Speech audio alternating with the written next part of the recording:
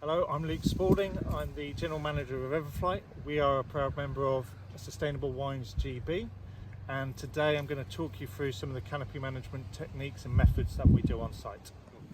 We're here in the Mernier house block. We're in one of our monitor bays. This we use throughout the season to record certain data points in terms of shoots, buds, clusters, as well as take soil samples from under vine into row, and we also take leaf samples for sap analysis to monitor the health of the vines through the season.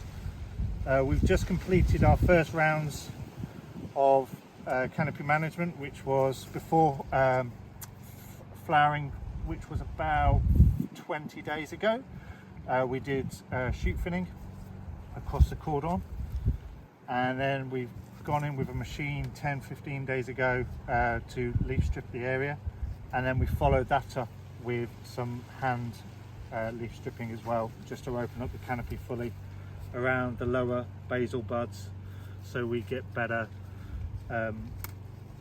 inflorescent definition for next year. So look, what do you record of this operation to help you with the audit? Okay, so we record how many man hours are spent in terms of when we do any kind of manual jobs, in terms of shoot removal as well as leaf removal. We also then record the mechanical time that's spent on site, and we have a rough calculator from the tractor on how much fuel it's using. So we record fuel time across all operations on the site, and then that's used for our audit later on in the year once I get it all together. And with regard to your yield estimate, what do you do for that? So we've just on Friday we did our second round of yield estimates. So our first one is around about 8 leaf inflorescence formation early on in the season, around May time, June time, and we do the cluster counts as well as shoot counts, and then we work out on an average across the monitor bay how many clusters we have per vine, and then times that by how many yielding vines we have. We then do a later one which just around flowering time, just after flowering time, where we then do we weigh the clusters. We also then measure the length of the clusters, and then we'll also do berry counts on the clusters to work out our average berries. I also use the lengths in a yield forecasting system that I've developed over the last 3 or 5 years. And for this, do you use a spreadsheet that you create yourself and then input that into the repository, or have you looked at what the repository give you as a template?